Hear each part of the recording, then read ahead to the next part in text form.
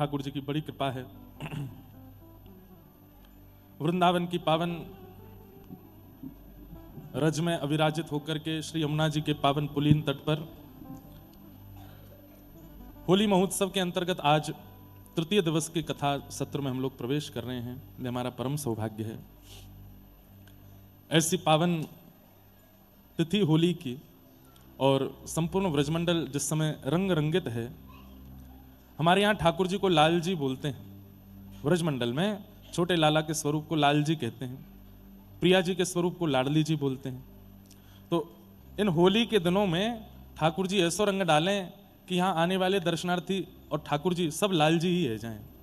दर्शनार्थी भी लाल जी हैं, ठाकुर जी भी लाल जी हैं, मैया भी लाल जी, बाबा भी लाल जी, बालक भी लाल जी, बूढ़े भी लाल जी और ठाकुर भी लाल जी। तो होली में सब लाल जी है जाएं। अभी तो आप लोग नहीं भये लाल जी, 1 तारीख को है जाओगे। और 1 तारीख को लाल जी हैवे के काजे आप लोगों को सुबह के सत्र में कथा सुन के और फिर संध्या के सत्र में लगभग 2-3 बजे तक आपको पहुंचना है प्यारे गिरधर लाल जी की गौशाला गोंदा आटस में भक्ति पथ गौकुलम। और वहां फिर ठाकुर जी के नौका विहार, रंगोत्सव और फिर अंत में डोल, ठाकुर जी डोल पे झूलेंगे। ये सब क्रम होंगे। बड़े आनंद की बात है कि हम सब ठाकुर जी के इन उत्सवों को मना रहे हैं। हमारे शास्त्रों में मैंने एक दिन और भी कथा में कहीं बताया था कि कुछ सेवा अपराध हैं और उन सेवा अपराधों में 32 सेवा अपराधों में एक सेवा अपराध क्या है कि ठाकुर जी के नियमित वर्ष के उत्सवों को उत्साह से ना मनाना, यह एक अपराध है। अब जन्माष्टमी है और आपने किसी पंडित जी को बोल दिया कि आप आकर के हमारे ठाकुर जी का पूजन आदि कर दो, हम तो व्यस्त हैं, हम नहीं जा पाए। तो आपको ठाकुर जी को घर में रखने का अधिकार नहीं है। आप उनके अगर साल के नियमित उत्सव नहीं मनाते हो तो आपको ठाकुर जी को घर में पधराना नहीं चाहिए। हम लोग घर में ठाकुर जी की सेवा कर क्यों रहे हैं, ये प्रश्न स्वयं से पूछिए। आप क्यों ठाकुर जी की सेवा करते हैं? हम उत्तर दे दें? 2-4 लोगों का उत्तर यही होगा। 2-4 नहीं, ज्यादातर लोगों का उत्तर यही होगा, भावुक लोगों को छोड़ के। घर में ठाकुर जी की सेवा इसलिए कि घर में ठाकुर जी रहेंगे तो किसी के अलाय बलाय बुरी नजर घर में नहीं आवेगी। तो वो ठाकुर जी काय क्यों? वो तो पहरेदार हैं आपके घर के। पहरेदारी करो कि हमारे घर में कोई बुरी नजर नहीं आवे, हमारे घर में कोई नकारात्मक ऊर्जा नहीं आवे, हमारे घर में कोई गलत काम ना होवे।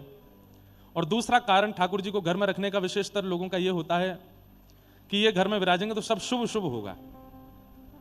बच्चों के ब्याह मंगल हो जाएंगे, व्यापार मंगल होगा, कमाई मंगल होगी, सबका देह और सबकी बीमारी हारी उस समय मंगल बना रहेगा। किसी को केवल मंगल कराने के लिए घर में विराजमान किया तो यह भी तो स्वार्थ की भक्ति है। और जरा भी अमंगल हो जाता है तो फिर हम ठाकुर जी के आगे रोने लगते हैं कि आपके बैठे हुए अमंगल कैसे हो गया। या तो स्वार्थ की भावना से घर में ठाकुर जी विराज रहे हैं या फिर घर की सुरक्षा की भावना से घर में ठाकुर जी विराजमान कर रखे हैं। तीसरा कोई विशेष कारण ज्यादातर लोगों का ठाकुर जी विराजमान करने का नहीं है। हाँ, तीसरा एक कारण और है, किसी से इंस्पायर हो गए, इंप्रेस हो गए कि अरे भाई ये तो ठाकुर जी की ऐसी सेवा करते हैं, स्नान कराते हैं, भोग लगाते हैं, ऐसे श्रृंगार करते, मैं भी करूं। 2-4 महीने में वो ठंडा हो जाता है फिर व्यक्ति, फिर उससे सेवा नहीं होती। वो माँ आप कर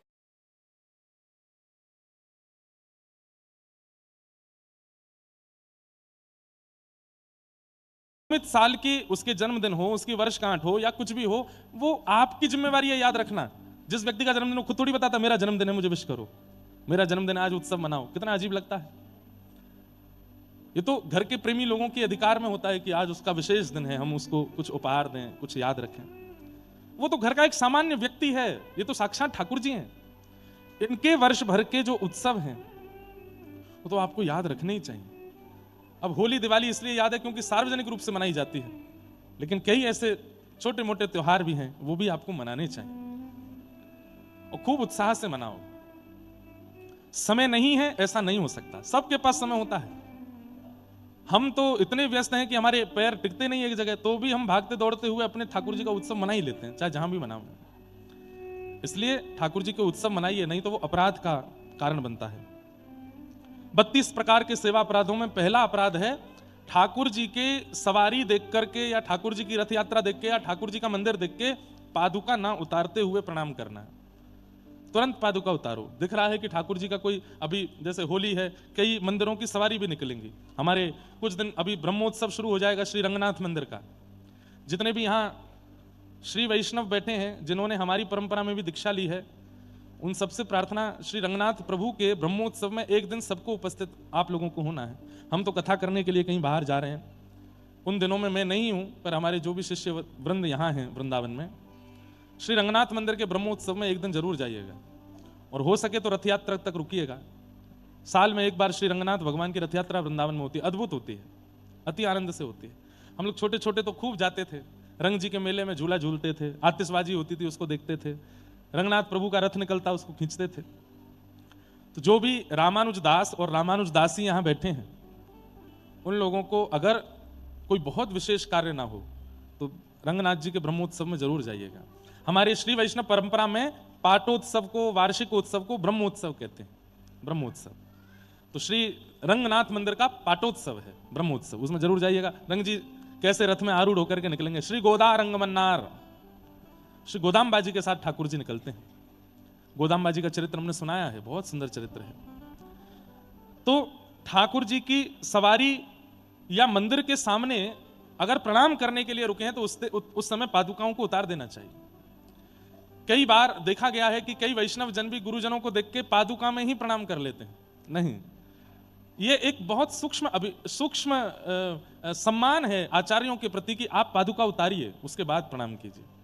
ठाकुर जी की सवारी आती दिख रही है, पालकी आती दिख रही है, रथ आता दिख रहा है, तुरंत पादुका उतारो, पहले प्रणाम करो।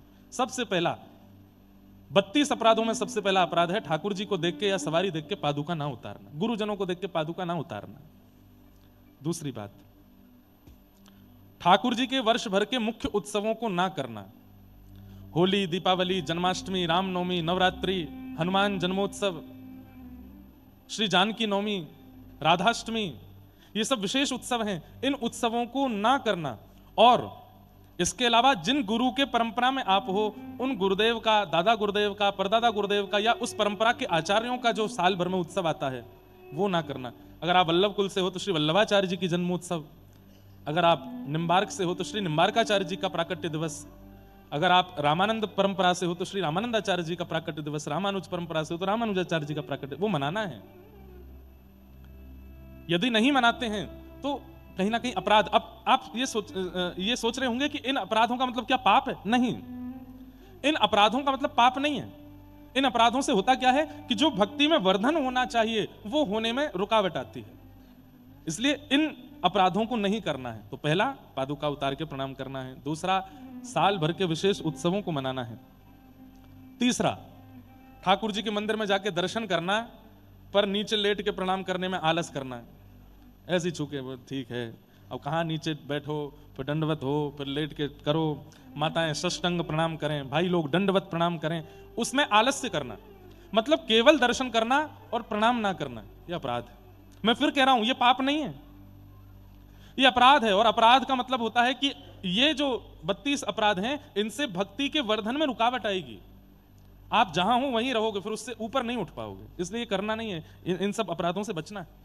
मंदिर में कहीं भी प्रणाम किया है, यदि आप शारीरिक स्थिति से योग्य नहीं हो, घुटनों में दिक्कत है, कमर में दिक्कत है, लेटने को मना किया डॉक्टर ने, तो कोई बात नहीं।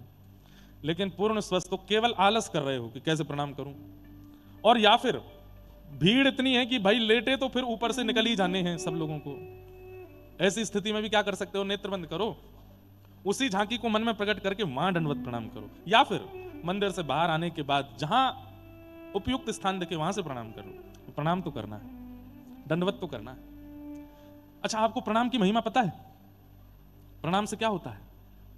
बाल्यकाल में हम सब लोगों ने एक श्लोक पढ़ा है, सबको याद होगा, अगर बचपन की संस्कृत याद होगी तो, नमन्ति फलिनो वृक्षा नमन्ति गुणिनो जना शुष्क काष्ठानि मूर्खाश्च ना नमन्ति कदाचन। ये तो स्कूल में पढ़ाया जाता था कि फलित वृक्ष जो होता है वो झुका हुआ होता है, और जिस वृक्ष में फल नहीं होते वो सीधा खड़ा रहता है।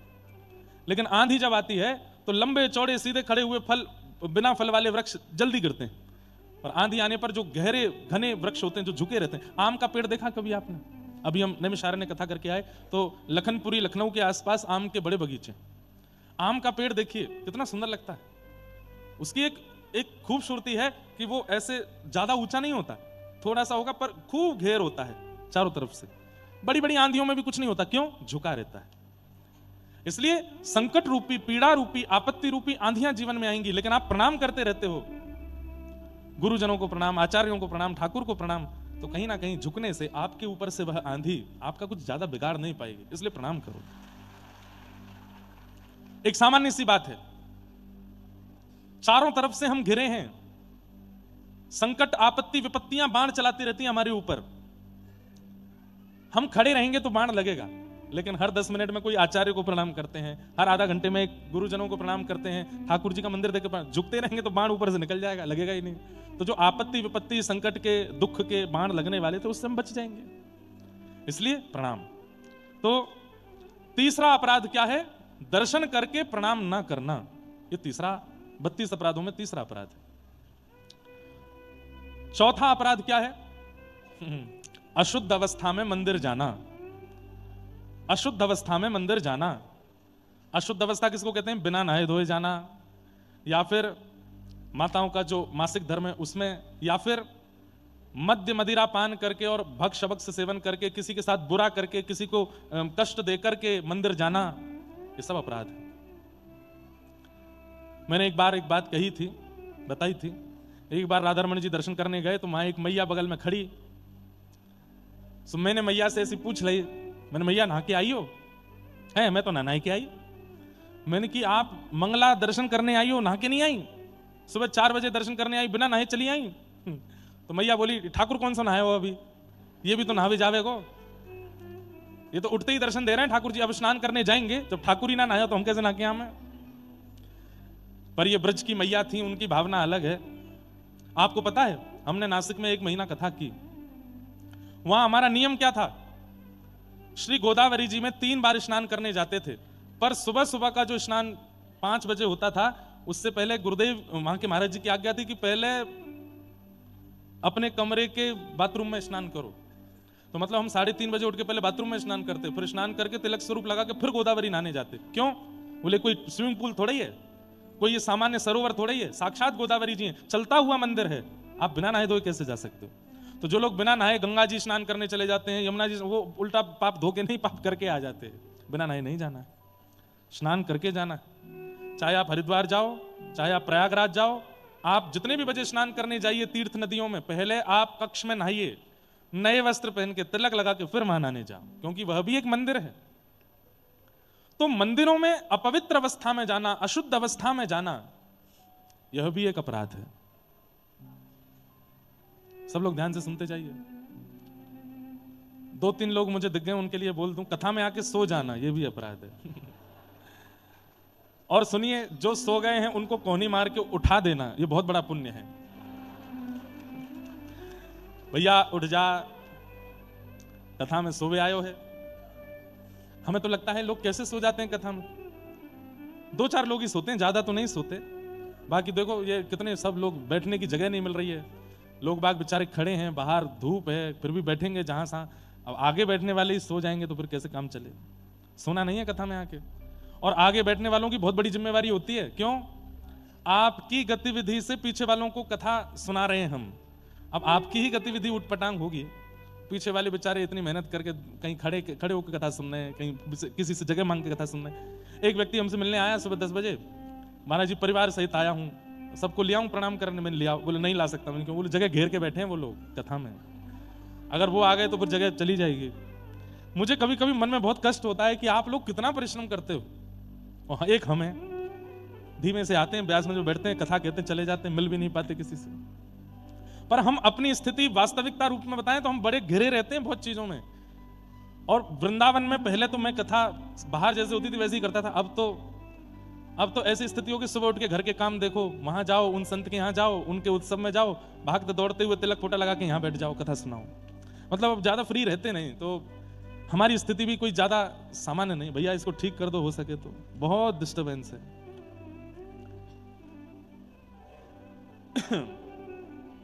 क्या बता रहा था मैं? अशुद्ध अवस्था में मंदिर जाना, तीर्थ नदियों में जाना, और सुनो कथा में आना, बिना नहाए धोए कथा में भी नहीं आना चाहिए। अभी तो 3 बजे से होती कथा, तो कोई ऐसी बात नहीं। कई बार हमने सुबह सुबह की कथा की है 4 बजे, बहुत जल्दी मैं करने वाला हूं वही अकिंचन वाली कथा, बहुत याद आती है उस कथा की। और जयपुर में तो सबसे ज्यादा हुई है वो अकिंचन कथा में। कई भाई लोगों के मुंह से मुझे पता चल जाता था कि ये नहा के नहीं आए हैं। तो मैं उनसे, कई तो हमारे परिकर के ही, हमारे संगीतज्ञ और हमारे ब्राह्मण देवता, ये वाले संगीत वाले नहीं थे, दूसरे थे जो नहा के नहीं आते थे। ये तो सब नहा के आते हैं, बिना नहाए धोए भी आ गए।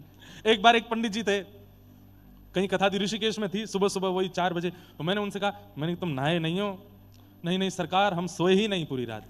तो मैंने सोए नहीं तो फिर कल के नहाए हुए ही हैं अभी तक, सोने के बाद नहाया जाता है। अरे मैंने कि जाओ नहा के आओ। भैया ये लोगों के अंदर ये ना नहाने का गुण धीरे धीरे आता जा रहा है। अब तो गर्मी आ रही है, सर्दियों में तो नहाते ही नहीं थे लोग। तो मंदिर में, तीर्थ नदियों में, कथा में बिना नहाए धोए चले जाना एक प्रकार का अपराध है। अशुद्ध अवस्था में नहीं जाना है। 5वां अपराध क्या है? ये ध्यान से सुनने वाली बातें हैं। ठाकुर जी की परिक्रमा करना मंदिर की, और परिक्रमा जहां से शुरू की वहां पूर्ण जब हो एक, तो वहां रुकते ठाकुर जी को प्रणाम करना, फिर दूसरी परिक्रमा शुरू करना। उस बीच में प्रणाम ना करना, यह भी एक अपराध है।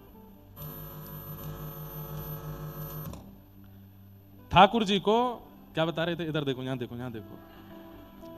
आपका डिस्ट्रैक्शन तो कुछ नहीं है, मेरा, मैं डिस्ट्रैक्ट होता हूं तो पूरी कथा चहल पहल हो जाती है। सुनो, परिक्रमा करते हैं ठाकुर जी की। एक पहली बात, एक परिक्रमा नहीं करते, कम से कम 2 परिक्रमा, और ज्यादा से ज्यादा जितनी कर सको।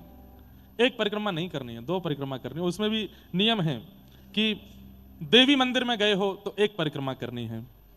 सूर्य मंदिर में गए हो, सूर्य मंदिर ज्यादा है नहीं भारत में, लेकिन सूर्य मंदिर जहां भी हो, सूर्य नारायण भगवान की परिक्रमा, तो कम से कम 7 परिक्रमा, 7 प्रदक्षिणा होनी चाहिए। और विष्णु भगवान के मंदिर में गए हो, नारायण के मंदिर में गए हो, तो कम से कम 4 परिक्रमा होनी चाहिए। गणेश जी के मंदिर में गए हैं तो 3 परिक्रमा होनी चाहिए, और शंकर जी की आधी परिक्रमा। ऐसे भी देव हैं हमारे जिनकी आधी ही परिक्रमा लगती है। क्यों लगती है पता है? कितने लोगों को पता है कि शंकर जी की आधी परिक्रमा क्यों लगती है? अब वही बात है कि हाथ खड़े कर लो, पूछेंगे थोड़े ही, कम से कम कैमरा में दिख जाएंगे कि हमको पता था। बहुत बड़ी कथा है ये, तो सुनाने के लिए हमको 1 घंटा लगेगा कि शंकर जी की आधी परिक्रमा क्यों होती है। क्योंकि शंकर जी जहां कहीं भी विराजमान हैं, उस पूरे क्षेत्र को कैलाश रूप माना जाता है। और कैलाश मानसरोवर में एक क्षेत्र इलावृत क्षेत्र है, जिसको सब लोगों के लिए प्रतिबंधित किया गया, वहां सबका प्रवेश वर्जित है। क्योंकि वहां केवल उमा पार्वती और श्री शिव जी ही विराजमान रहते हैं, वहां हर किसी को आना अलाउ नहीं है। तो इसलिए शंकर जी की जब हम परिक्रमा करते हैं तो वह इलावृत क्षेत्र मान करके उसको लांघा नहीं जाता, उसमें प्रवेश वर्जित है, इसलिए वहां आधी करके वहीं से लौट जाते हैं, आधी परिक्रमा। लेकिन जैसे गिरिराज जी हैं, जैसे कामतानाथ जी हैं, ऐसे पर्वतों की परिक्रमा आवे तो 1 कर सकते हैं, 1 परिक्रमा। अब गिरिराज जी की 1 ही कर लो, 2 करने जाओगे तो फिर सीधे गोलोक धाम में मिलोगे हमको। नहीं, कई लोग करते भी हैं।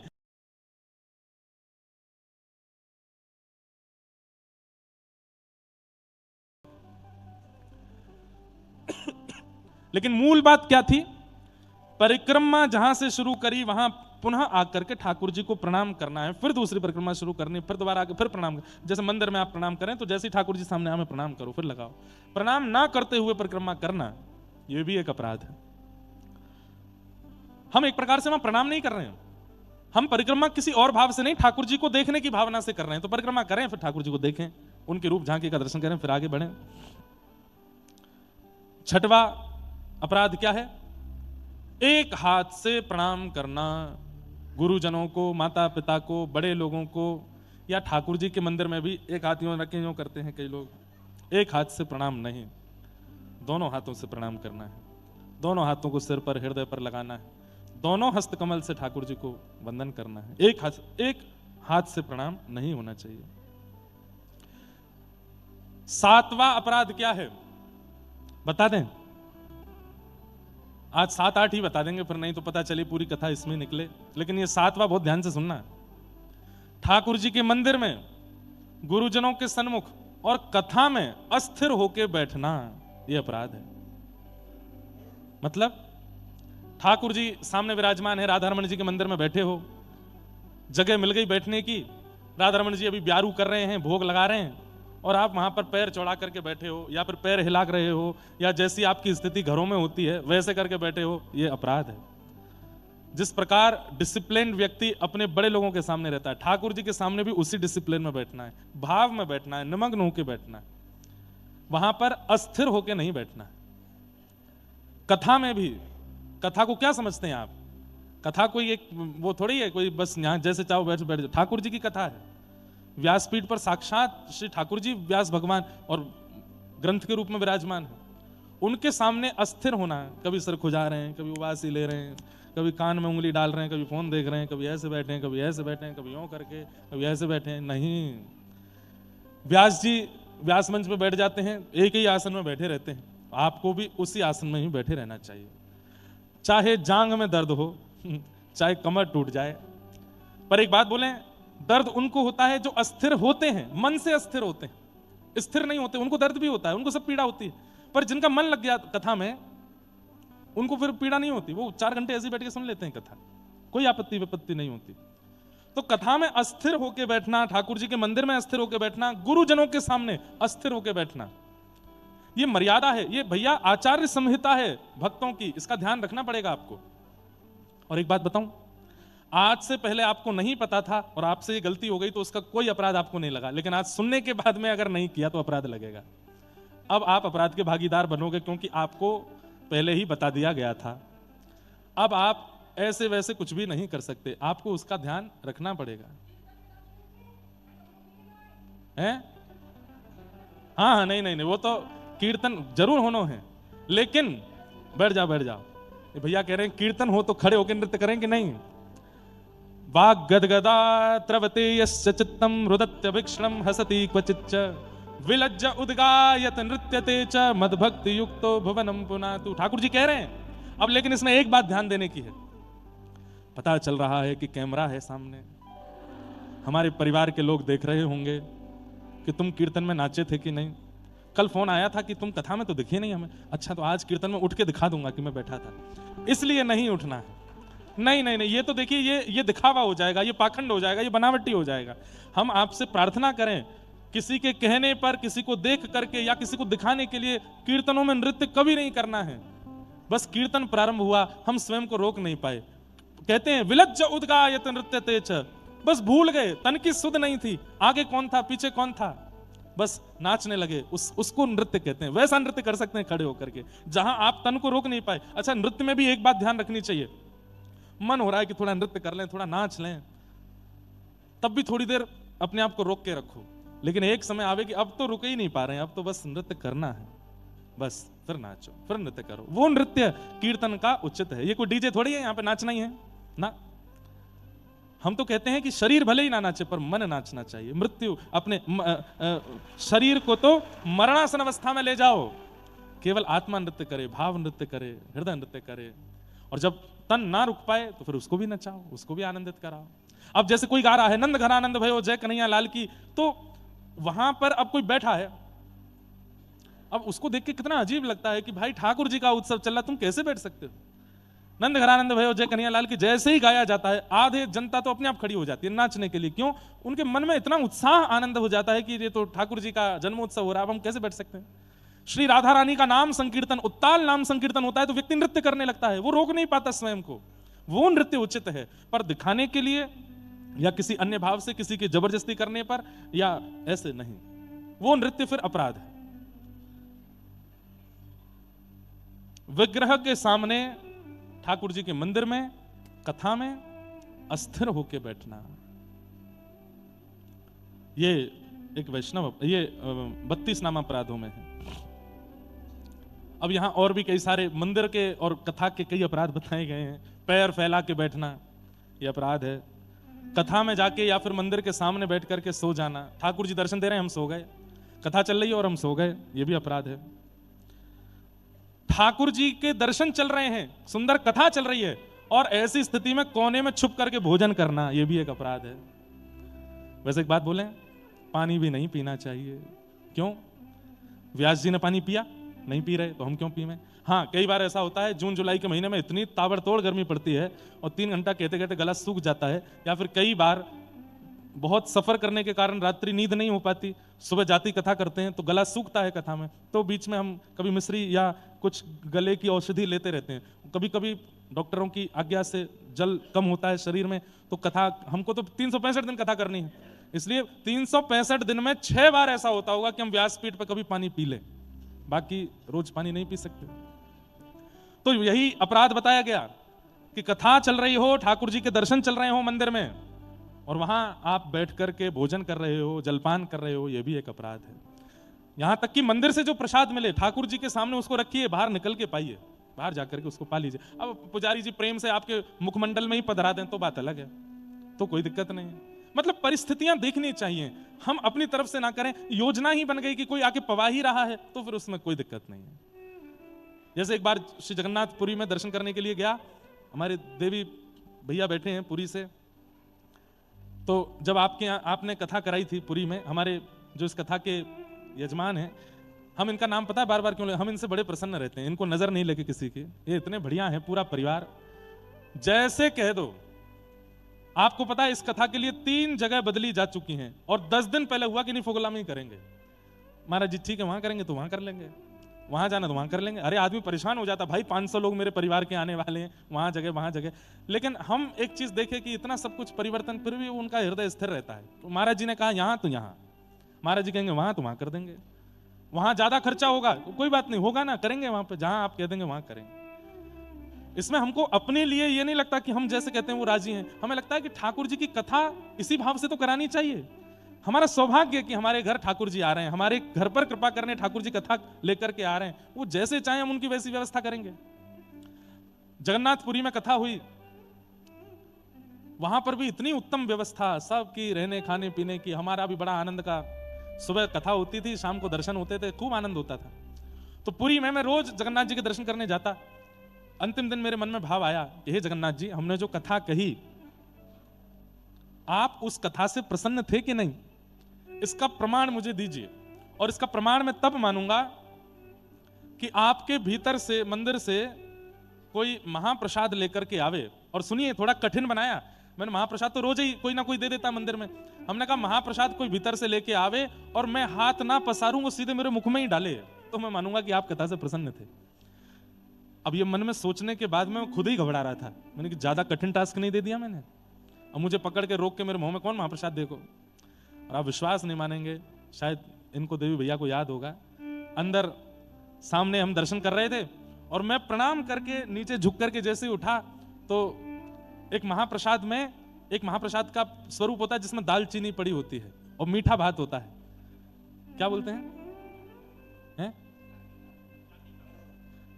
तारिता, कालिता, कानिका, वाह कानिका, महाप्रभु जी का एक विशेष भात प्रसाद है, उसमें दालचीनी होती है थोड़ी सी और थोड़ा मीठा होता है। और एक बात बोलूं, बोलना नहीं चाहिए, पर जब महाप्रसाद वहां पाते थे तो मैं वो वाला व्यंजन नहीं पाता था, मुझे खट्टा ही ज्यादा प्रिय लगता था, तो मीठा वाला मैं थोड़ा ही लेता था। तो महाप्रभु जी ने शायद मन में सोचियो, जो मोए पसंद है तू क्यों नहीं खावे वो। और बाहर मैं बस प्रणाम करके उठाऊं, इतने में एक पुजारी जी आए और आके सीधे मेरे मुंह के पास, अब मुंह पे तो हाथ डला नहीं, तो नाक में पहले डाले 2-4 तो उन्होंने। फिर मैंने मुंह खोला, मुंह नहीं खोला था उन्होंने, अपने आप ही मेरे होठ खोल के डाल ही दिया मुख में, बोला और मुंह खोलो, और फिर मुंह पकड़ के खिलाया। नेत्र ऐसे सजल हुए जगन्नाथ जी, और बिल्कुल मन में हाँ तीसरे भाव और था, अगर आप हमारी कथा से प्रसन्न हुए हैं महाप्रभु जी, तो भीतर से महाप्रसाद लेकर के आएंगे, मैं हाथ नहीं फैलाऊंगा, वो अपने आप पवाएंगे। और दूसरी बात मन में रखी थी कि महाप्रसाद मुख में और नेत्रों के आगे जगन्नाथ जी होने चाहिए, तब मैं मानूं कि आप राजी हो, आप प्रसन्न हो। और निश्चित वो महाप्रभु जी के सामने ये लीला हुई। जय हो। तो ऐसी परिस्थिति अगर बने, ऐसी स्थिति अगर प्रकट हो कि महाप्रभु जी अपने आप ही कोई व्यवस्था बना करके आपको प्रसाद पवा देते हों तो कोई दिक्कत नहीं, लेकिन आप स्वयं, ठाकुर जी बैठे हैं, कथा चल रही है, आप बैठ के वहां भोजन नहीं कर सकते, कुछ खाना पीना नहीं चाहिए। 9वां अपराध है, ठाकुर जी के सामने झूठ नहीं बोलना चाहिए। और 10वां अपराध है, ठाकुर जी के सन्मुख बहुत जोर से नहीं बोलना चाहिए, केवल जय जयकार कर सकते हैं, बोल वृंदावन बिहारी लाल की। ठाकुर जी के आगे आप जय जयकार कर सकते हो, आप उनका नाम उच्चारण कर सकते हो, लेकिन आपकी वार्ता वो जोर से नहीं। कई बार कथा में कई लोग फोन पे बात करने लगते हैं, हाँ आ तो रहा हूं, अब व्यास जी को आवाज जा रही है, हम कहते भाई धीरे बोलो। नहीं, कथा भी एक मंदिर है। ये जो आपको अपराध मंदिर के लिए बताए जा रहे हैं, उनका पालन आपको यहां भी करना है। इन सब भावों का ध्यान रखना है। तो ऐसे 32 नामापराध हैं, 10 हमने सुन लिए हैं आज, और बाकी के हम बताएंगे। पर उनमें जिस कारण से मैंने ये नामापराध बताए वो ये था कि होली उत्सव ठाकुर जी का अति प्रिय उत्सव है। अगर कोई व्यक्ति इन उत्सवों को नहीं मनाता है तो ठाकुर जी फिर उसको कहीं ना कहीं अपराध लगता है। हाँ, घर में सूतक है, सोबर है, या कई लोगों के उत्सव बंद हो जाते हैं, किसी व्यक्ति के पूर्व वर्ष में इन्हीं दिनों में जाने के कारण उत्सव नहीं मनाते 1-2 साल, वो एक अलग परिस्थिति है। पर वैसे ठाकुर जी के उत्सव मनाने चाहिए। अब देखो, ये बात तो कहने की है, शास्त्राज्ञा है कि साल भर तक उत्सव नहीं मनाने चाहिए। पर अब हमारे कुम्मनदास जी जैसे भक्त होंगे, सूरदास जी जैसे भक्त होंगे, मीराबाई जैसी भक्त होंगी, वो तो भैया वेद आदि से परे की बात में रहते हैं ना। भक्तिमती मीराबाई के साथ जिनके साथ उनका विवाह हुआ था, कुंवर भोजराज, जिस समय उनके प्राण निकले उस समय मीराबाई 16 श्रृंगार करके बैठी थी। अब उनको बाईसा के चरित्र बीच बीच में आती तो है तरंग, पर मन में आता है कि आगे पीछे का कुछ सुनाए बिना बीच का भाव सुनाऊं, कैसा लगे। उस दिन 16 श्रृंगार बाईसा ने इसलिए किया था जबकि उनके पति जो थे वो बहुत दिन से जख्मी थे, और उस समय के जो चिकित्सक थे उन्होंने कह दिया था कि बहुत ज्यादा समय नहीं है इनके पास। तो बाईसा की गोद में सर रखा था, पहली बार स्पर्श हुआ बाईसा का। उन्होंने कभी स्पर्श नहीं किया मीराबाई का। मीराबाई का स्पर्श करते हुए क्या बोले कि जिनको तुम देखती हो उनका दर्शन मुझे एक बार करा दो। तो कहते हैं कि गोद में कुंवर भोजराज थे और बाईसा 16 श्रृंगार करके आई। किसी का पति अगर 10-15 दिन से इतना जख्मी हो कि बस प्राण जाने वाले हैं, वो पत्नी कभी श्रृंगार करेगी? पर मीराबाई श्रृंगार करके आई, और श्रृंगार करके उनका सिर अपनी गोद में रख करके उनको देखने लगी। तो कुंवर भोजराज को थोड़ी देर में क्या दिखा? मीराबाई नहीं है, मीराबाई के नेत्रों से श्याम सुंदर उनको देख रहे हैं। साक्षात ठाकुर जी मीराबाई के रूप से उनको देख रहे थे, और बस नेत्रों से अविरल अश्रुधार बाईसा को देखते देखते और वहीं प्राण त्याग दिए। उसी समय मीराबाई की ननद, सास और घर के सब चिढ़ने जलने वाले लोग उसी समय आए, और पता चला, सैनिकों ने बताया, बोले कि राजकुमार तो प्राण त्याग चुके। राजकुमार के मृतक शरीर पर ध्यान नहीं गया, सबका ध्यान गया ये सज धज के बैठी है, ये 16 श्रृंगार करके बैठी है, पिछले 12-15 दिन से ये जख्मी था, इसको श्रृंगार करने का अवकाश मिल गया। अब मीराबाई की परिस्थिति, अवस्था को कौन वहां डिफाइन करे, कौन बतावे कि वो क्यों थी ऐसी? तो भाई सूरदास श्रेणी के, मीराबाई श्रेणी के बिल्कुल निर्गमता श्रेणी में चले गए हो तो फिर आपको कोई अपराध नहीं लगेगा। आपकी स्थिति फिर अलग है, आप एक नई रेखा खींच दोगे। अब गोविंद दास ठाकुर जी के साथ वन में खेल रहे थे, और खेलते खेलते ठाकुर जी बोले, ए गोविंदा चल घोड़ा बन, मुझको सवारी करनी है। तो गोविंदास जी घोड़ा बन गए, ठाकुर जी ऊपर बैठ गए और चोटी पकड़ करके गोविंदास जी से बोले, चल चल टुक टुक चल गिरिराज जी में। अभी 400-500 वर्ष पुरानी घटना। तभी कोई व्यक्ति वहां से निकला और उसने देखा गोविंददास घोड़ा बने हैं, पर ऊपर ठाकुर जी बैठे हैं, वो उसको नहीं दिखाई दिया। वो देखने लगा, अरे गोविंददास घोड़ा बन के कहां घूम रहा है, ये ऐसे क्यों डोल रहा है? और उसी समय क्या घटना होती है कि गोविंददास जी ठाकुर जी से बोले, जय जय ने उतर जाओ। ठाकुर जी बोले, क्यों उतर जाए? अरे मोकू लघु शंका लगी है, ने उतर जाओ। तो गोविंददास बोले, अरे घोड़ा कभी अपने बैठवे वाले को उतारे लघु शंका करवे के काजे? ऊपर आदमी बैठो रे, वो तो चलतो लघु शंका कर ले, तो तू मुझसे कैसे कह रहा है? तो गोविंददास बोले, तो मतलब? बोले, तो वही मतलब है जो तू सोच रहा है। तो गोविंददास बोले, तो फिर है जाए? बोले, है जा, मुंह का तू तो घोड़ा है। तो गोविंददास जी घोड़ा बने बने ठाकुर जी बैठे हैं और लघु शंका कर गए। अब वो व्यक्ति सामने से देख रहा था, तो घोड़े देख करके तो आश्चर्यचकित ही था कि घोड़ा क्यों बने हैं, लेकिन जब उसने देखा दूसरा रूप, बोले धोती गीली हो रही है। राम राम राम राम राम राम राम, सारी मर्यादाएं तो बेच दी हैं गोविंददास ने। अभी शिकायत करता हूं गोसाई जी से, जा करके गोसाई जी से बोले आप गोविंददास की इतनी प्रशंसा करते हो और देखो क्या कर रहा है वन में। पहली बात तो घोड़ा बना हुआ था, दूसरी बात तो मैं बता नहीं सकता। बोले क्या? जहां शास्त्रों में यज्ञोपवीत धारण करने वालों को खड़े होकर के लघु शंका करना मना है, घोड़ा बन के वहां लघु शंका कर रहा है वस्त्रों में ही। गोसाई जी बोले, नहीं ये हो नहीं सकता। बोले, नहीं हम देख के आए, आप पूछ लेना। शाम को स्नान ध्यान करके वस्त्र बदल के गोविंददास जब आए तो गोसाई जी ने पूछा, क्या तुमने ऐसा किया? तो गोविंदास जी के नेत्र सजल हो गए, बोले जय जय, वास समय में मानव नहीं था, उस समय में घोड़ा ही था। ठाकुर जी मेरे कंधा पे बैठे थे, और घोड़ा भला कभी बैठे हुए को उतार के थोड़ी लघुशंका करने जाता है, इसलिए मैं तो उस भाव में था। तो गोसाई जी बोले भाई गोविंद दास की स्थिति वहां पहुंच चुकी है कि अब उस स्थिति में उस पर कोई अपराध लागू नहीं होगा, वो उस स्थिति में जा चुका है। एक और थे, उनका नाम मुझे स्मरण में नहीं है, श्रीनाथ जी की सेवा में गिरिराज जी में थे। वो ठाकुर जी से पहले रसोई में पहुंच जाते और ठाकुर जी की भोग थाली से पहले ही रसोइयों से कहते पहले मुझे पवा दो। बोले क्यों? बोले जय जय तो प्रसाद पाते ही वन की ओर जावे और मोह संग लेके जावे, और मैं पूरे दिन भूखो रह जाऊं, इनको बाद में भूख लगेगी, पहले मोह पवा दो। तो रसोइयाओं ने जाके गोसाई जी से शिकायत करी, बोले देखो ये ठाकुर जी से पहले अपनी थाली मांगता है। तो गोसाई जी ने उनसे कहा कि तुम अपनी थाली क्यों मांगते हो? उन्होंने बताई, बोले ठाकुर जी तो प्रसाद पाते ही वन जाते हैं, और वन जाते ही मुझे जाना पड़ता है। अब हम लोगों को प्रसाद कब मिला? ठाकुर जी जब पा लेंगे, पाने के बाद वही प्रसाद रसोई घर में जाएगा, सब में मिलेगा, उसके बाद हमको मिलेगा। मेरी सेवा है ठाकुर जी के संग वन में जाने की, मैं भूखो रह जाऊं या हमारे मुंह को पहले ही पवा दे करो। गोसाई जी ने कहा इसके लिए नियम है, ठाकुर जी से पहले इसकी थाली लगा दिया करो। क्यों? ये उस स्थिति से परे है। तो भाई स्थिति से परे हम अभी नहीं है, इसलिए हमको अपराध लगेंगे, इसलिए ये बातें आपको माननी पड़ेंगे। स्थिति से परे हो जाओगे तो अपराध, लोग बाग तो टोकेंगे आपको कि अपराध है, ये गलत है, ये पाप है, पर आपको कोई अपराध पाप लगेगा नहीं। मीराबाई गाती हैं, मैं तो गोविंद रा गुण गासूं, राणा जी रूठे तो मने काय करसू। मैं तो गोविंद रा गुण गासूं, राणा जी। मुझे ये पद बहुत अच्छा लगता। मीराबाई के सबरे पद अच्छे हैं, कोई पद ऐसा नहीं है जिसको नहीं कहें कि ये उचित नहीं है। सब रोकते हैं मीराबाई को कि तू राजकुल परंपरा के विपरीत करती है, क्यों नाचती है, क्यों गाती है, क्यों इतना श्रृंगार करके रहती है ठाकुर जी के आगे। मीराबाई कहते हैं कौन रूठेगा अगर मैं ऐसा करूंगी? तो बोले राणा रूठेगा। बोले रूठ जाए, मुझे उसको मनाना ही नहीं है, उसको मनाने के लिए थोड़ी कर रही हूं। रूठे चाहे राजा वासे कछु न काजा, एक तू ही महाराजा और कौन पास जाएंगे। रूठे चाहे भाई वासे कछु ना भलाई, एक तू ही है सहाई और कौन को सराहेंगे। रूठे चाहे शत्रु और मित्र आठों याम, एक तेरे चरणन के नेह को निभाएंगे। जग सारा झूठा एक तू ही है अनूठा, रूठ जाए चाहे सारा जग पर तू ना रूठा चाहिए। सब रूठ जाओ, पति रूठ जाओ, बच्चे रूठ जाओ, पत्नी रूठ जाओ, माता पिता रूठ जाओ, संसार रूठ जाओ, बुआ रूठ जाओ, ताई रूठ जाओ, चाची रूठ जाओ, चाचा रूठो, जीजाजी रूठो, कोई काम नहीं है इनको मनाने से। आए दिन सब आपसे मुंह फुला के ही बैठे रहेंगे, पर ठाकुर जी कभी ना रूठे। मैं तो गोविंद रा गुण गासूं, राणा जी रूठे तो मने काय करसी।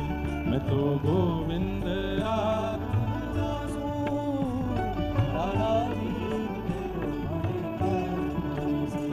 हे चरणामृत रा नेम हमारा, ओ चरणामृत रा नेम हमारा,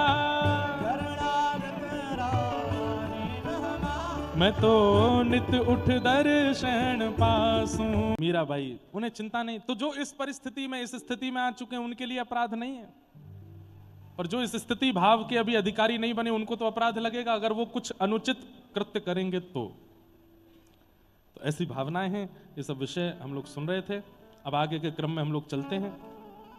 नैमिषारण्य क्षेत्र में 88,000 सौनकादि ऋषि सूत जी से कथा श्रवण कर रहे हैं, और श्री सूत जी महाराज कथा सुनाते हुए उन सबको बताते हैं, सवै पुंसाम परो धर्मो यतो भक्तिर अदोक्षजे, अहैतुक्य प्रतिहता ययात्मा संप्रषेदते। बहुत ध्यान से सुनिएगा सब लोग।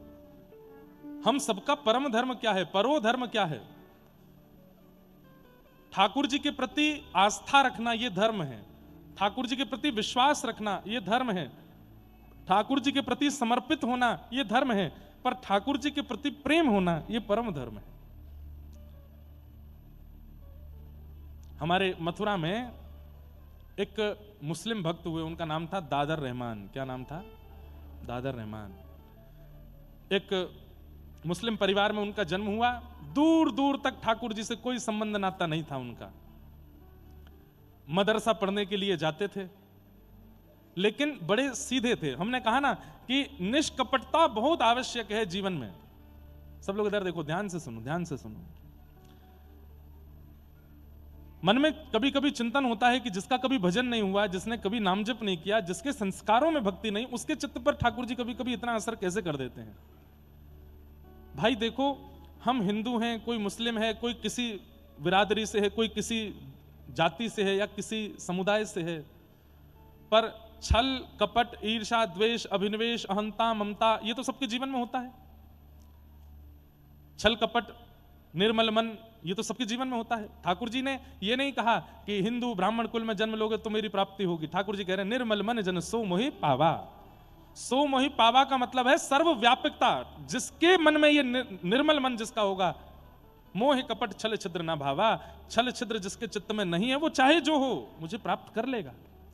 तो दादर रहमान छल कपट से रहित थे, मन बड़ा निर्मल था इनका। भले ही मुस्लिम परिवार में जन्मे थे, लेकिन ईद आदि के मौके पर जब हिंसा होती थी तो ये अपने घर में छुप करके बैठते, बहुत रोते। इनकी माँ बोलती क्यों रोते हो, मुझसे देखा नहीं जाता, आप जीव को क्यों मारते हो, उसको भी तो जीने का अधिकार है। कोई व्यक्ति हमारे पेट को भरने के लिए थोड़ी जीवित होगा। क्या हो गया है? हैं? मम्मी खो गई, बालक मिल गया, मम्मी खो गई। वो हंस और रहा है बालक, मम्मी खो गई। भैया इनको कैमरा वाले भैया दिखा देना एक बार, इनकी मम्मी जहां कहीं भी हो अपने बालक के पास आ जाओ, देख लो है कोई मम्मी इनकी। थोड़े और ऊपर उठ जाओ, क्या नाम है इनका? है अभिनव, अर्नव, कहां से हैं? हैं? कहां से? नोएडा से। नोएडा से भैया अर्नव जी हैं। इनकी माता जी जहां भी खोई हैं मिल जाओ। देखिए क्या भैया दूर दूर तक माता जी हैं, कहीं से आवाज तो आ रही है।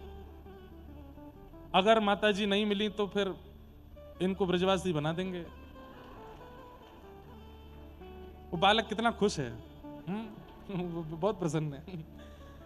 माता जी भैया जहां कहीं भी हो, एक बार भैया इनको बाहर डुला के ले आओ, एक बार बाहर घुमा लाओ, क्या पता वो बाहर इनकी प्रतीक्षा कर रही हूं। लो, बच्चे खोते थे, माताएं मिलती थी।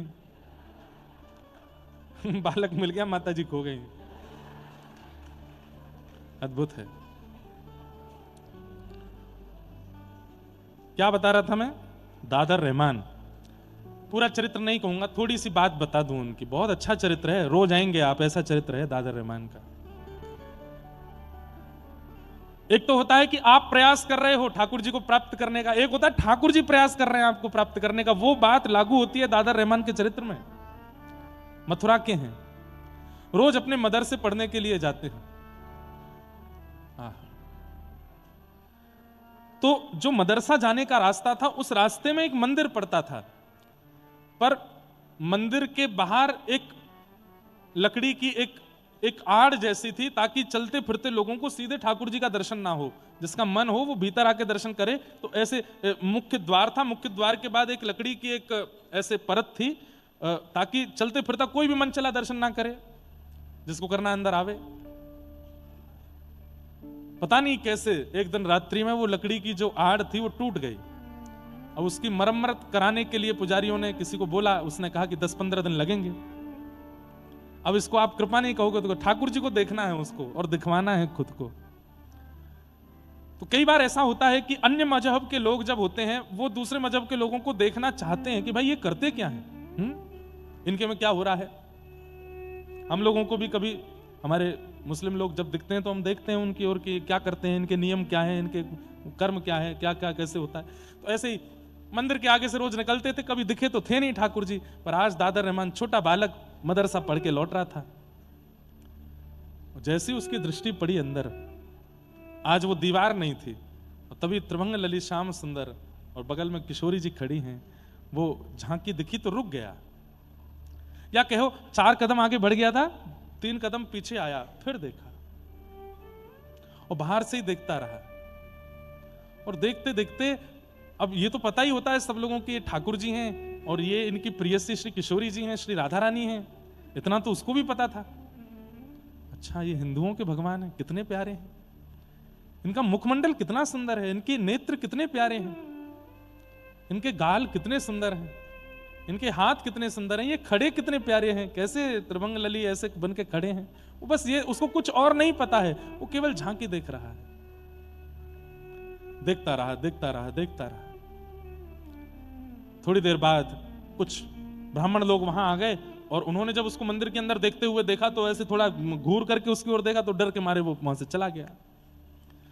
लेकिन घर गया, अब वो पानी भी पी रहा है, पानी पीने में कितना लगता है, 5 सेकंड, लेकिन वो मुख से लगाए पात्र को बस सोच ही रहा है, कैसी छवि थी, पोशाक कितनी अच्छी थी, बाल कितने सुंदर थे, नेत्र कितने अच्छे थे। मां घर से बाहर बार बार जाने नहीं देती थी, मौका ढूंढ रहा है, मैं कैसे दोबारा जाऊं। तो एक ही उपाय था, कल जब मदरसा जाऊंगा तो फिर देखूंगा। तो बस रात भर यही है, रात्रि तुम जल्दी जाओ, जल्दी से सुबह उदय हो। सूर्य उदय होते पिताजी ने बैठा दिया, नमाज पढ़ो। तो जो भी क्रम था वो अपना करने लगा। बस उसको तो उत्सुकता थी, माँ ने बाल भोग बनाया था, मुझे भूख नहीं, मैं जा रहा हूँ, आज मौलवी जी ने जल्दी बुलाया है, मैं जा रहा हूँ। चला गया। कोई मौलवी ने जल्दी नहीं बुलाया था, उसको देखना था। मंदिर के बाहर खड़े होकर फिर देखने लगा। कल तो देख करके कैसे तैसे चला गया। अब मंदिर के बाहर मुख्य रास्ता था, वहां कुछ ठेले दुकानें आदि कुछ लगी थी, तो कभी किसी दुकान पर बैठ करके वहां से कुछ सामान लेके खाने लग जाए, देखने के लिए बहाने ढूंढे। कभी किसी दुकान पर खड़े होकर वहां से देखे, कभी कहीं खड़े होकर के देखे। ऐसी स्थिति को क्या कहते हैं बंधुओं, पता है? आप नहीं देख रहे हो ठाकुर जी को, ठाकुर जी देख रहे हैं आपको, इसलिए आप रह नहीं पा रहे उनको देखे बिना। आपके बार बार, जैसे मैं बताया ना थोड़ी देर पहले, एक माता जी वो बार बार बाहर से अंदर आमे, बोले एक बार और नाच लूं फिर चलूं, एक बार और नाच लूं। ऐसी स्थिति जब बन जाती है ना कि आप रोके से नहीं रुक पा रहे हैं, इसका मतलब दृष्टिपात आपकी तरफ से नहीं, उनकी तरफ से हुआ है।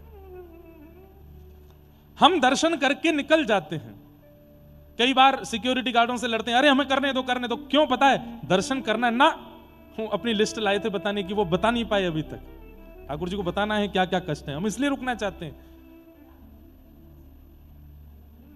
हमारे ब्रज के एक रसिक बहुत सुंदर भाव गाते हैं। लखी जिन लाल की मुस्कान, लखी जिन लाल की मुस्कान, लखी जिन लाल की मुस्कान, लखी जिन लाल की मुस्कान। तिन्हि बिसरो वेद विधि जप, तिन्हि बिसरो वेद विधि जप, जोग संजम ध्यान, लखी जिन लाल की मुस्कान। समझ में आया? लखी मतलब देखा, लखी जिन लाल की मुस्कान, जिन्होंने एक बार ठाकुर जी की मुस्कान, वास्तविक मुस्कान देख ली, उनकी स्थिति क्या हो गई? तिन्हि बिसरो वेद विधि तप जोग संयम ध्यान। वो फिर किसी लायक नहीं रह गए, सब छूट गया उनका। क्या विधि है, क्या वेद है, क्या योग है, क्या संयम है, क्या ध्यान है, सब छूट गया।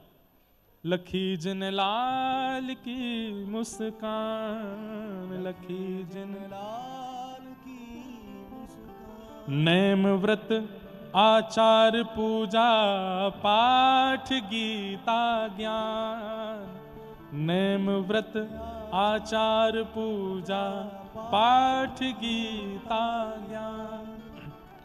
रसिक भगवत द्रग दयसी, रसिक भगवत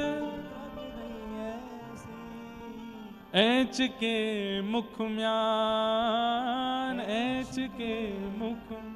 लखी जिन लाल की मुस्कान, लखी जिन लाल की मुस्कान। रसिक भगवत द्रग दई असी ऐच के मुख ध्यान, मुख म्यान। अब इस भाव को कैसे समझोगे? श्री भगवत रसिक देव जी कह रहे हैं कि अपने होठ रूपी धनुष बाण से ठाकुर जी ने ऐंच करके, म्यान खींच करके, अपनी मुस्कान रूपी बाण चला करके मुझको घायल कर दिया है। अब मुझे और कुछ समझ नहीं आ रहा है, मुझे और कुछ नहीं दिख रहा है। लखी जिन लाल की मुस्कान, लखी जिन लाल की दादर रहमान की स्थिति यही हो गई। अब तो मदरसे का समय हो गया, समय पूरा हो गया, बालक वापस लौट के घर जाने लगे और दादर रहमान वहीं खड़े खड़े ठाकुर जी को देख रहा है। एक इनके चाचा का बेटा था, उसका नाम था कासिम। उसने आकर के देखा, तू आज वहां नहीं आया? मौलवी जी पूछ रहे थे। तो अपने आंसू पहुंचे, आंखें लाल पड़ी थी। नहीं नहीं कुछ नहीं, बस ऐसे ही थोड़ा बुखार था। बुखार था तो घर पे होता, तो यहां क्या कर रहा है? बाजार में घूम रहा है। कासिम को बुलाया, बोले इधर आओ, मुझे ना कोई अच्छा लग गया है। और क्यों लग गया है मुझे नहीं पता है। अब मुझे डर भी लग रहा है कि कहीं ये अच्छा लगना बुरा तो नहीं है। बोले कौन अच्छा लग गया है? अपने बगल में अपने चाचा के भाई को, बेटे को खड़े, कासिम को खड़े कर बोले वो अच्छा लग गया है। सामने देखा जैसे त्रिभंग अली श्याम सुंदर। कासिम बोला अरे बाप रे, तू क्या कर रहा है? तू इसको देख रहा था सुबह से? बोले हाँ। अरे अब मुझे शब्द नहीं पता वो लोग क्या बोलते हैं। बोले पाप लगेगा, चल यहां से। लेकर के गए, बोले कि इसका पता नहीं चलना चाहिए तेरे पिता को और मेरे पिता को। घर में किसी को भी पता चला तो हम लोगों को काट दिया जाएगा, मार दिया जाए। तुझे पता नहीं है कितना बड़ा अपराध है ये। बोले इसमें अपराध क्यों है? वो कितने सुंदर हैं, तूने देखा उनको? उनके मुख देखे, उनके गाल देखे, नेत्र देखे, कितने सुंदर हैं। और उनकी जो प्रियसी राधा रानी, उनकी तो मैं क्या कहूं, वो कितनी सुंदर थी। ये सुंदर हैं तो ये देखने में क्या अपराध हो सकता है? कासिम बोला देख खबरदार, तू खुद कुछ कर रहा है अपराध, मुझसे भी करवाएगा। नहीं करना, नहीं देखना, मैं घर पे नहीं बताऊंगा, लेकिन कल से मत करना ये सब। कासिम को कुछ खाने के लिए कुछ चीज अच्छी लगती थी बाजार की, तो दादर रहमान वो खरीद लाया। अपने चचेरे भाई को वो सामग्री दी खाने की, खुश हो गया। अरे वाह तू मेरे लिए लाया? बोले कि मैं तुझे एक शर्त पे दूंगा। बोले क्या? मुझको देखने दिया कर, घर पे किसी को पता चलना नहीं चाहिए। मैं पढ़ने नहीं जाऊंगा मदरसे में, मुझे बस उनको देखना है, तू घर पे नहीं बता। तो बोला नहीं नहीं ये नहीं होगा। बोले देख आज एक दे रहा हूं, कल 2 सामग्री दूंगा, परसों 4 दूंगा, तुझे रोज खिलाऊंगा, घर पे नहीं बताना। कैसी अद्भुत लीला है। तो कासिम घर पे ना पता चले इसकी पूरी व्यवस्था करता था। वहां जाके मौलवी जी को रोज बोल देता था वो तो बीमार पड़ा है, उसको तो कुछ पेट में दिक्कत हो गई है, उसको ऐसा हो गया है वैसा हो गया है, इसलिए वो नहीं आ रहा है। 4-5 दिन निकलने के बाद कासिम बोले देख आज मौलवी जी कह रहे थे अगर दादर नहीं आया तो मैं उसके घर जाके देख के आऊंगा उसको, भाई क्यों नहीं आता है वो। तो दादर रहमान दूसरे दिन चला गया पढ़ने। 4-5 दिन बाद तो मौलवी जी ने बैठाया, बोले कहाँ था तू, क्या था, क्या कर रहा था? तो सब उसने झूठ वूठ बोल के किया। अचानक से उसने पूछ लिया, बोले मौलवी जी एक बात बताइए। बोले क्या? ये काफिरों के भगवान को अगर देख लेते हैं तो उससे कुछ होता है क्या? तो मौलवी जी बोले ऐसा क्यों पूछते हो तुम, देखा है क्या तुमने? नहीं नहीं मैंने देखा नहीं, बस पूछ रहा हूं। हम मथुरा में रहते हैं, यहाँ चारों तरफ उनके मंदिर हैं, कभी दिख जाए तो, दिख जाए तो। और बड़े उन्होंने नियम बता दिए, ये ऐसे नमाज करना, फिर ये करना, ये वाला क्रम करना पड़ेगा, वहां तुम्हारा तीर्थ है वहां जाकर के ये करना पड़ेगा, और ऐसा कर तब जाकर के उसका जो पाप होगा वो निकलेगा। दादर रहमान बोला बहुत कठिन है, नहीं करना मुझे। मैं देखने में ही राजी हूं, ज्यादा से ज्यादा पाप ही लगेगा, मरने के बाद जन्नुम में जाना पड़ेगा। बोले मरने के बाद ही तो जाएंगे, जब तक जीवित हूं तब तक देख लेता हूं, जन्नुम ही तो जाना पड़ेगा, देखना नहीं छोड़ पाऊंगा। हम लोगों को कितनी सहजता है कि हम देख सकते हैं, हम सुन सकते हैं, हम गा सकते हैं, हम सब क्रिया कर सकते हैं। पर कई लोग हिंदू होते हुए भी उनके घर के लोग अलाउ नहीं करते कथा सुनने के लिए, मंदिर जाने के लिए, वृंदावन जाने के लिए, प्याज लहसुन छोड़ने के लिए, मांस मदिरा छोड़ने के लिए घर के लोगों की अनुमति नहीं है। खाओ, पीना पड़ेगा, खाना पड़ेगा। ऐसे ऐसे परिवार भी आते हैं। कासिम ने एक दिन कहा, बोले देख तेरा बहुत ज्यादा हो गया है ये, तू रोज रोज यहां खड़े खड़े, और तू रोने लग गया आजकल, तुम्हारा रोता रहता है, ऐसे में ठीक नहीं है, मैं तेरे पिताजी को बता दूंगा। बोले मत बताना, बहुत मारेंगे और दर्शन करना बंद करवा देंगे, मुझे बहुत अच्छा लगता है इनको देखना। बोले मैं बताऊंगा। और कासिम ने जाकर के घर पर बता दिया कि दादर रहमान एक मंदिर के बाहर खड़े होकर दर्शन करता है। ये नहीं बताया रोज करता है, बस इतना कह दिया कि आज किया था, मैंने देख लिया था। इतना मारा पिता ने, इतना मारा कि हाथ की चमड़ी उधर गई दादर रहमान की। बोले तू इनके भगवानों को देखेगा, ऐसा करेगा, ये करेगा, रोते रहे। घर में बंद कर दिया, बोले अब तू नहीं जाएगा पढ़ने के लिए। माँ ने समझाया, बोले कि हम मथुरा में रहते हैं, यहाँ चारों तरफ हिंदू ही हैं, अगर किसी की संगति में आकर के उसने गलती कर दी तो आप इतना क्यों मार रहे हैं उसको।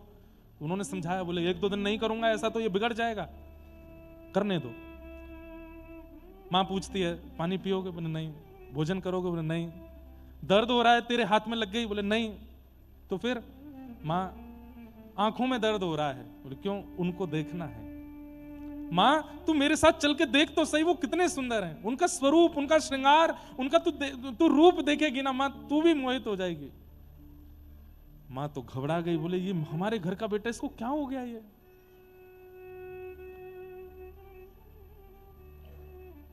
2-4-10 दिन तक दर्शन नहीं करने दिए, घर से बाहर नहीं जाने दिए। तो दादा रहमान को लगा अब मुझे नाटक करना पड़ेगा, तभी मैं घर से निकल पाऊंगा। तो एक दिन सुबह उठ के नमाज अदा करने लगे। पिताजी को लगा कि नहीं सुधर गया। पिताजी से जाके बोले, पिताजी आज के बाद नहीं करूंगा, मुझसे गलती हो गई और मैं अब पूर्ण तरह जो हम लोगों का है उसका ध्यान रखूंगा। बोले हाँ बस यही बात, अब तुम मदरसा जाओ। मदरसा जाता है और जैसे जैसे वो मंदिर समीप आता है मन में बस स्थिति होती है और दूर से ही बोलता आ रहा है। वो नाम भी नहीं जानता ठाकुर जी का, वो बस ये जानता हिंदुओं के देवता। ए हिंदुओं के देवता, मैं तुमसे प्रार्थना करता हूं, मार्ग यही है, मुझे निकलना पड़ेगा सामने से। आज मुझे 2-4 दिन मदरसा जाने दो, मुझको रोकना नहीं, पर मैं एक बार तुमको देखूंगा। मुझे पकड़ नहीं लेना, मुझे जाने देना, पर मैं देखूंगा जरूर। और प्रार्थना भी कर रहा है, मुझे रोकना नहीं। पूरे दिन खड़ा कर लेते हो सामने। जैसे ही आया सामने और बड़े डर डर के देख रहा है, और जैसे ही देखा फिर रुक गया, वहीं देखता रहा। देखते देखते आंखों से आंसू, अब तो रोने लगा हाथ जोड़ के कि मैं ये बीच मझधार का कैसे हो गया हूं, मुझे या तो वहीं रहने दीजिए या यहां रख लीजिए, ये बीच में मेरे पिता मुझे मार देंगे, मेरे साथ क्या हो रहा है। पिता को पता चला था कि आज गया है पढ़ने के लिए, तो पीछे से देखने के लिए गए, मौलवी से बात करने के, तो रास्ते में ही दिख गया। और जब उस स्थिति में देखा तो सोचो, पहले पता चलने पर जब खाल उधेड़ दी थी तो अब क्या किया होगा। इतना बुरा बर्ताव किया, इतना मारा कि बस प्राण नहीं निकले। पूरा मुख सूज गया, हाथ सूज गए, पैर सूज गए, और तब भी रो रहे हैं, दर्द से नहीं कि मैं उनको देखे बिना रह नहीं पा रहा। और वो अपने पिता को समझा रहे हैं, इसमें मेरा कोई वश नहीं है पिताजी, पता नहीं क्यों मेरे नेत्रों को वो सुहा गए। मौलवी बुलाए, झाड़ फूंक करने वाले बुलाए, तंत्र मंत्र करने वाले बुलाए कि हमारे बेटे पर कोई ऊपर का साया है, ये उनके देवता को देखता है। इतने सारे तावीज पहना दिए, गले में हाथों में गंडे पहना दिए, पैरों को सांकर से बांध करके घर में रखा कि वहां चला ना जाए।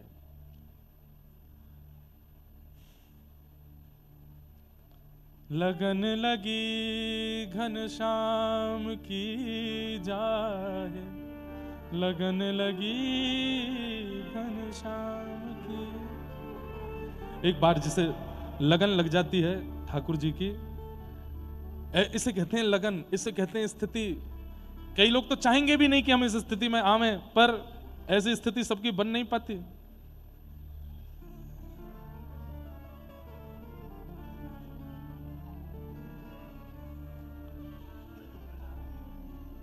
लगन लगी घनश्याम की जाए, लगन लगी घनश्याम की। स्थिति कैसी हो जाती है। धरत कहूं पग परत है कितहूं, धरत कहूं पग परत है कितहूं, भूल जाए सुध धाम की।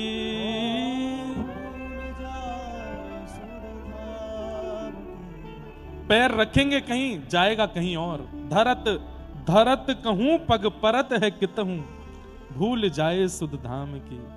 लगन लगी घनश्याम की जाए, लगन लगी घनश्याम की। लगन लगी घनश्याम की जाए, लगन लगी घनश्याम। छवि निहार नहीं सार कछु, छवि निहार सार कछु, धरि पल निस दिन जाम की।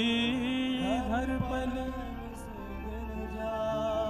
जिसे लगन लग जाती है, वो एक बार देखने में उसका कुछ नहीं होता, वो तो 24 घंटे अपने प्रियतम को निहारना चाहता है, उन्हीं को देखना चाहता है, उन्हीं में रमना चाहता है। जित मुँह तित ही धावे, सुरत न छाया धाम की, लगन लगी घनश्याम की, लगन लगी घनश्याम की। नारायण बौरी भई डोले, नारायण बौरी मतलब पागल, बेचैन। नारायण बौरी भई डोले, नारायण रही न काहू काम की, रही न लगन लगी घनश्याम की, जाहे लगन लगी घनश्याम की। ऐसी स्थिति हो गई कि अब रह नहीं पा रहे हैं ठाकुर जी के बिना। तब अनेक तंत्र मंत्र वाले आ गए, झाड़ फूंक करने वाले आ गए। अब तो स्थिति ये हो गई, बिना नाम जाने, बिना कोई यज्ञ तप जप जाने, कुछ नहीं पता है रहीम को कि उनकी प्राप्ति के लिए करना क्या पड़ता, कुछ भी नहीं आता है। लेकिन बैठे बैठे बस हंस रहे हैं। पूछते हैं तंत्र मंत्र करने वाले, कौन है तेरे सिर के ऊपर, कौन है? तो बोले घर से निकल के जब मदरसे के रास्ते पर जाओगे तो बाएं हाथ पे एक मंदिर पड़ेगा, वहां जो खड़े हैं वही हैं, वही हैं, तन में, मन में, जीवन में, बुद्धि में, चित्त में, नेत्रों में, बस उनके अलावा कुछ नहीं, उन्हें देखना है बस। अब तो वो प्रार्थना करने लगे ठाकुर जी से कि नाथ अब मैं नहीं रह पाऊंगा, अब मेरी स्थिति कुछ ऐसी हो गई है कि मैं कुछ जानता भी नहीं आपके बारे में, मुझे आपका नाम भी स्पष्ट नहीं पता, बस देखने की इच्छा है मेरी, अब कृपा करो। और बस एक दिन मौका पा करके पहुंच गए मंदिर के बाहर, प्रतीक्षा कर रहे हैं कि मंदिर खुले, दर्शन हो। घर से भाग करके मौलवी आदि सब ढूंढ रहे हैं कहां हैं, छुप करके बस प्रतीक्षा कर रहे हैं, एक बार झलक दिख जाए प्राण त्याग दूंगा। आज जैसे ही ठाकुर जी का दर्शन करने के लिए पहुंचे, कपाट खुलते ही सामने जब श्याम सुंदर को देखा, दर्शन करके नतमस्तक हुए, नतमस्तक होकर के जैसे ही पुनः उठ करके देखा तो ठाकुर जी सचल होकर के प्रकट हो गए, और प्रकट होकर के दादर को अपने हृदय से लगा करके अपने में ही विलीन, उसको अपने संग ही ले गए ठाकुर जी, नहीं मिले फिर, ठाकुर जी में ही विलीन हो गए। कहां ऐसे भक्त भी हैं जिन्होंने कोई योग नहीं किया, तप नहीं किया, जप नहीं किया, किसी प्रकार का कोई साधन नहीं किया, केवल निहार लिया है, और सब कुछ विपरीत होने के बाद भी प्राप्ति कर लेते हैं ठाकुर जी की। और कहां हम लोग हैं, हम सब करते हैं, जप भी कर रहे हैं, एकादशी भी कर रहे हैं, तिलक भी कर रहे हैं, कथा भी सुन रहे हैं, परिक्रमा भी कर रहे हैं, फिर भी हम पर वह अनुग्रह नहीं है। तो इसमें इसका मतलब यह नहीं है, इसका मतलब यह नहीं है कि साधन में कमी है, इसका मतलब यह है कि हम साधन तो कर रहे हैं पर साधन से होने वाले चित्त का जो मार्जन है वो अभी हो नहीं रहा है, इसलिए ठाकुर जी इतना अनुग्रह नहीं कर रहे। अरे भाई, रोज स्कूल जाने से अटेंडेंस भले बढ़ जाएगी पर पढ़ोगे नहीं, वहां पर बताई गई जो टीचर के द्वारा बातें उनका ध्यान धरोगे नहीं, तो फिर एग्जाम में क्या लिखोगे, वहां तो फेल ही हो जाना है। चित्त की स्थिति पवित्र होना बहुत आवश्यक है, फिर अनेक साधनों से भी कोई लाभ नहीं होगा अगर स्थिति पवित्र नहीं है, तो चित्त पवित्र नहीं है तो सूत जी महाराज कहते हैं, सवई पुंसाम परो धर्मो यतो भक्तिर अदोक्षजे। ठाकुर जी में आस्था होना भक्ति है, धर्म है। ठाकुर जी में विश्वास होना धर्म है, ठाकुर जी में समर्पण होना धर्म है, पर ठाकुर जी के प्रति अटूट प्रेम होना ये परम धर्म है। ठाकुर जी से प्रेम नहीं है, हम स्वार्थी हैं और स्वार्थ से ही भजन करते हैं। उनके प्रति प्रेम होना यही परम धर्म है, उनको प्रियतम मानना और उनके प्रति वही प्रियस्पद भाव रखना। तो हे मोहे नाते अनेक मानिए जो भावे, ज्यों तो तुलसी कृपाल चरण शरण पावे। ठाकुर जी से एक संबंध अवस्थित हो जाए, वो मेरे कुछ हैं, ये विश्वास मेरे चित्त में प्रकट हो जाए और उस भाव से उनकी आराधना हो। हम कह रहे हैं ठाकुर जी के प्रति नहीं हो पाती तो अपने गुरु के प्रति वह भाव रखो, गुरु के प्रति नहीं हो पाती तो अपने किसी वैष्णव, अन्य किसी गुरु भाई के प्रति, गुरु बहन के प्रति या किसी भी वैष्णव के प्रति रखो, उससे कोई संबंध बना लो, ये मेरा भाई है आज से, ये मेरा मित्र है आज से, और उसके प्रति फिर वही मित्रता का भाव रखो। ठाकुर जी में नहीं बन पाया तो किसी वैष्णव के प्रति रखो, यहां से प्रारंभ करो। और इसका प्रमाण श्री रामानुजाचार्य जी महाराज के जमाई, जिनका नाम था श्री लालाचार्य जी महाराज, रामानुजाचार्य जी ने आज्ञा करके कहा कि लालाचार्य जी आप एक ही आज्ञा का निर्वहन कीजिए। बोले क्या? घर पर आए संतों को भगवान मान करके उनकी सेवा करो।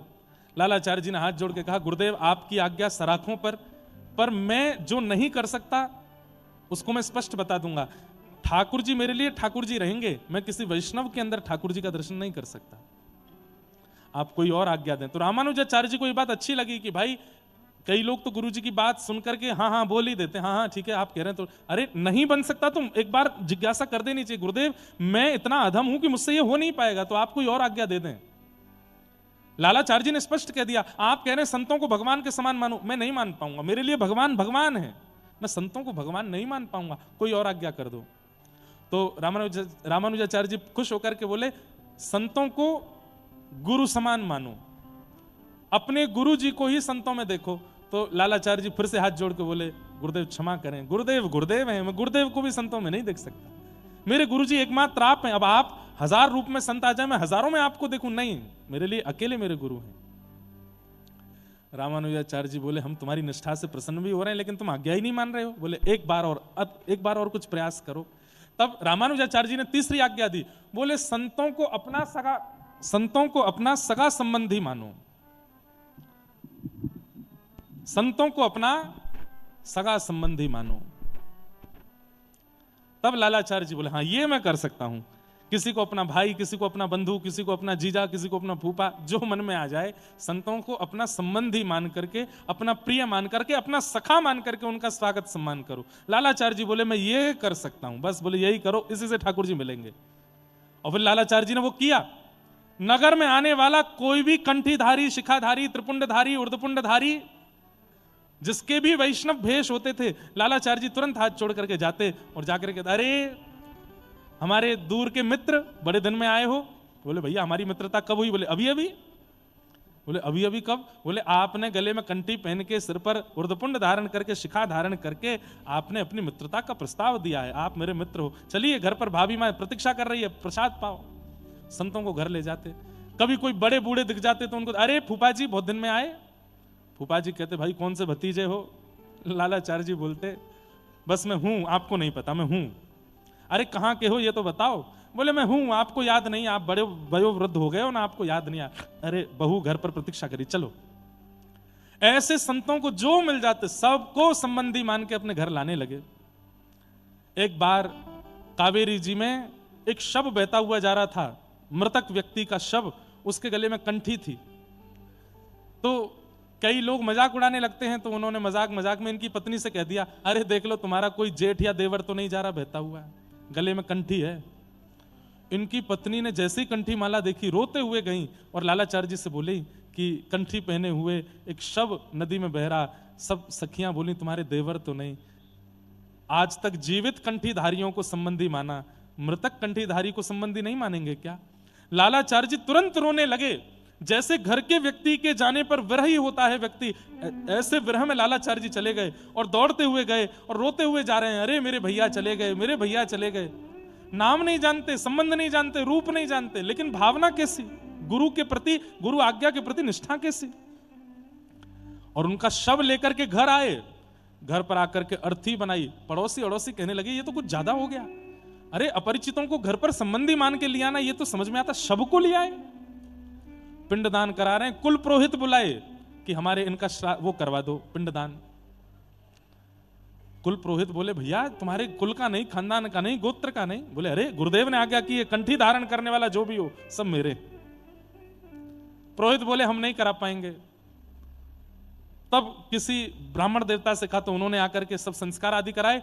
13 दिन तक वही सूतक का पालन किया जो एक सामान्य परिवार वाले करते हैं। 13वें दिन नगर के ब्राह्मणों को आमंत्रित किया, प्रसाद पाने आइए सब। कोई ब्राह्मण जब नहीं आया कि भाई तुम्हारे कुल खानदान का व्यक्ति नहीं गया, हम प्रसाद पाने क्यों आए? तब इन्होंने जाकर के आचार्य चरण से कहा, मैंने तो आपकी आज्ञा का पालन किया, पर यह नगर मुझे आज्ञा का पालन करने नहीं दे रहा, एक भी ब्राह्मण नहीं आया प्रसाद पाने। आपने कहा था संत जनों को, वैष्णव जनों को अपना संबंधी मानना, संबंधी मान करके मैंने सूतक किया, आज 13 ही है, एक भी नहीं आया। रामानुजाचार्य जी ने ठाकुर जी से प्रार्थना की, बोले इनके विश्वास की रक्षा करो नाथ, कहीं अविश्वास ना हो जाए। इतने में ही रामानुजाचार्य जी ने आज्ञा कि देखो आकाश मार्ग से ठाकुर जियों ने वैकुंठ के ऋषियों को भेजा, जाओ और लालाचार्य जी के घर में जो श्राद्ध हो रहा है वहां प्रसाद पाके आओ। वैकुंठ लोक से ऋषि आए और उनको प्रसाद पाते देख पूरा नगर नतमस्तक हो गया लालाचार्य जी के इस भावना पर कि आप संतों को अपना मानते हैं। तो परम धर्म क्या है? प्रीति। हम आस्था रखते हैं, विश्वास रखते हैं, समर्पण करते हैं, ये एक विषय है, पर अगर प्रीति नहीं है चित्त में तो हम परम धर्म के श्रेणी में नहीं हैं। प्रीति बहुत बड़ी बात है, प्रीति होना बहुत आवश्यक है। प्रीति हो। सवै पुंसाम परो धर्मो यतो भक्तिर अदोक्षजे अहैतुक्य प्रतिहता ययात्मा संप्रसेदति। इसलिए भैया प्रेम करो, ठाकुर जी से एक प्रेम संबंध जरूर बनाओ, ठाकुर जी को अपना कोई मानो, वो आपके कुछ हैं। और हम आपसे बताएं, दुनिया को दिखाने के लिए नहीं, दुनिया से सदा छुपाइए कि आपका ठाकुर जी से क्या संबंध है। हमारी बात बहुत ध्यान से, आज तक नहीं पता लोगों को कि हम लाल जी को क्या मानते हैं। कई लोग बोलते हैं आप उनको सखा मानते हो, कई लोग कहते हैं आप उनको भैया मानते हो, कई लोग बोलते हैं आप उनको लाला मानते हो, स्वयं को पिता मानते हो। हमने कहा जो आपको बढ़िया लगे बोलो, हम नहीं बताएंगे कि हम मानते क्या, हमारा भाव उनके प्रति क्या आज तक नहीं पता। हमारी व्यास मंच से मेरे सबरे भाव निकल जाते हैं, लेकिन ये भाव अभी तक बचा है कि लाल जी मेरे हैं क्या, और ये बताना भी नहीं, आपको भी नहीं बताना है ठाकुर जी आपके कौन हैं, उनसे आपका क्या संबंध है, क्या नाता है। कई जन्मों से बुला रहे हो, कोई तो नाता जरूर होगा। कई जन्मों से बुला रहे हो, कोई तो। क्यों बुलाते हैं हमको जगन्नाथपुरी? हम तो वहां जाकर के गंदगी ही करते हैं, फिर भी क्यों बुलाते हैं हमको? क्योंकि हमको कुछ मानते हैं इसीलिए बुलाते हैं। आपको क्यों बुलाते हैं द्वारिका, क्यों बुलाते हैं वृंदावन, क्यों बुलाते हैं बरसाना? अरे हम मंदिर में पहुंचते हैं, कपाट बंद कर लीजिए ना, क्यों खुले रहते हो, क्यों दर्शन देते हो, क्यों हम पर रंग डालते हो, क्यों पिचकारी छिड़कते हो? हम आपके कुछ नहीं है तो ये प्रेम क्यों निभा रहे हो? हम कुछ हैं, हमें नहीं पता कि हम क्या हैं ठाकुर जी के, पर कुछ तो हैं, और वो भी हमारे कुछ तो हैं। आइए। कई जन्मों से बुला रहे हो, कोई तो नाता जरूर होगा। कई जन्मों से बुला रहे हो, कोई तो नाता जरूर। राधिका गोरी, राधिका गोरी,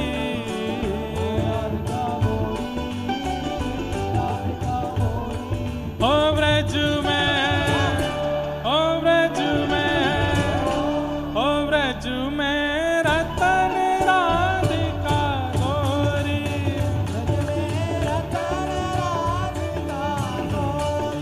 ब्रज में रतन राधिका गोरी,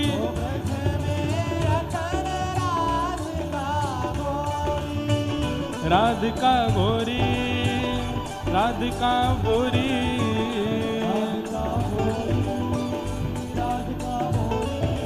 हे राधिका गोरी, राधिका गोरी,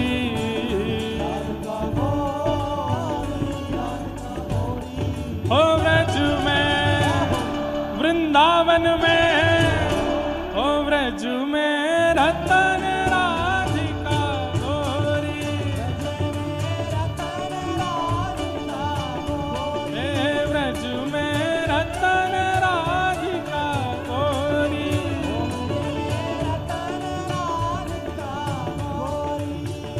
हे हरलीनी वृषभानु भवन ते,